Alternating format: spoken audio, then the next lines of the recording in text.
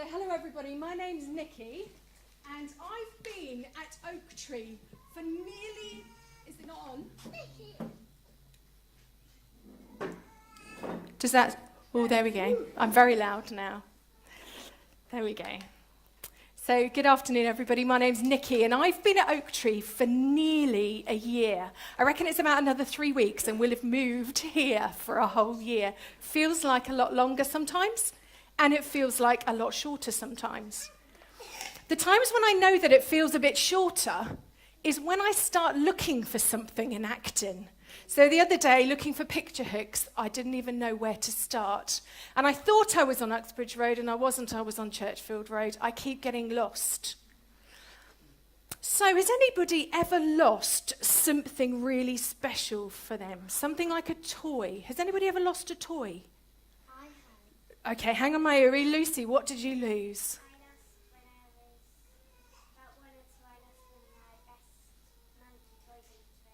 Oh no, Lucy lost, when she was about 2, she lost her favourite monkey toy on a train. Did you ever get it back? And how did you feel? Really sad. I can understand that totally. Mayuri, what did you lose? You lost your frozen rings? Oh no, what, like Elsa ones? Wow. And did you ever find them? You never found them? All of them? Okay, we're all right. She found some of them. It's okay. I can do one better than that. I lost my daughter when she was 2. We were at school, and we have 4 children. We have 3 older boys, and then we have a little pink person. She'll kill me now because she's 13 and she's not so little anymore. But Jasmine was about 2 at this stage. And we did the usual pick up from school. It happened exactly the same every single day, Monday to Friday. We would pick up number 3's son from one school, we'd walk across the road, and we'd then wait for numbers 2 and 1. And they would stay there, and Daniel and Jasmine would play in the playground until the big boys came out. Only today, that particular day, it all went horribly wrong. So we waited, and all of the children started coming out of the junior school classroom doors. And my little pink person disappeared from sight. She'd gone.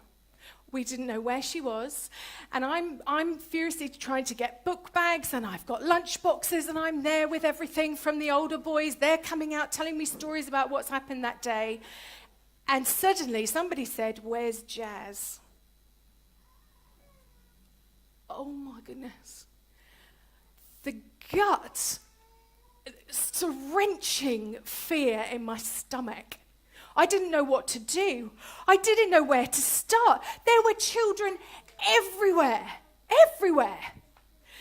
There were other little pink people, little girls running around, about your height, Ivana. Oh my goodness.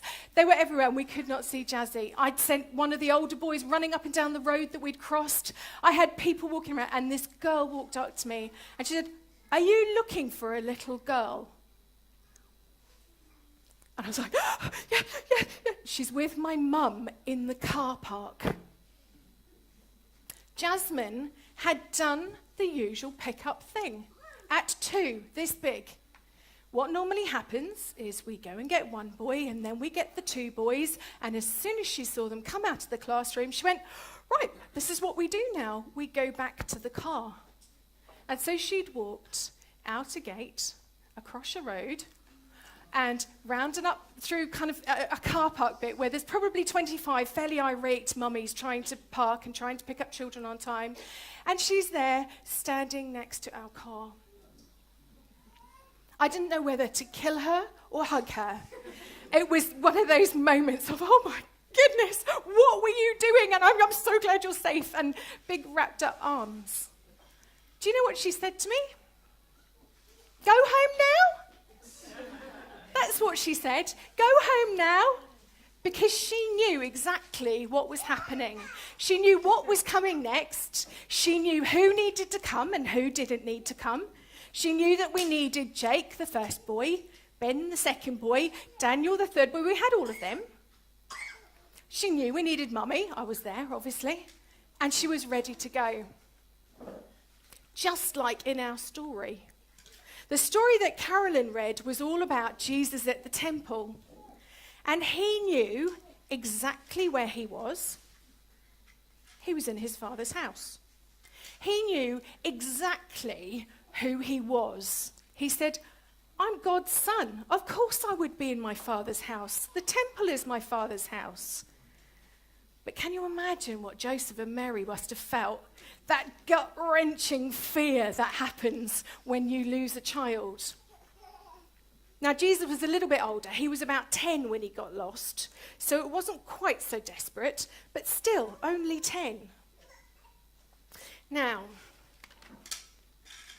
I think that Jesus knew that he was safe because he was with people that loved God as well. And he was in his Father's house. Now it says in Romans, this is Romans 8, the Spirit himself testifies with our spirit, this is the Holy Spirit, that we are God's children. If we're children, and we're God's children, then we're heirs. That means inheritors. That means we're like brothers and sisters of Christ, heirs of God and co-heirs of Christ. I wonder how many of us know just how special that is. I wonder how many of us really, truly, deeply understand who we are as the heirs of God because of what Christ has done for us. Jesus knew exactly who he was. He was God's son, and he was safe in God's house, the temple. So afterwards, have a look at the temple model at the back. Have a look and see, and we can work out exactly where Jesus was. Jesus knew who he was. Do we know who Jesus is? Do you know what? You're right, Ethan. Jesus is God. You're right. Let's do that.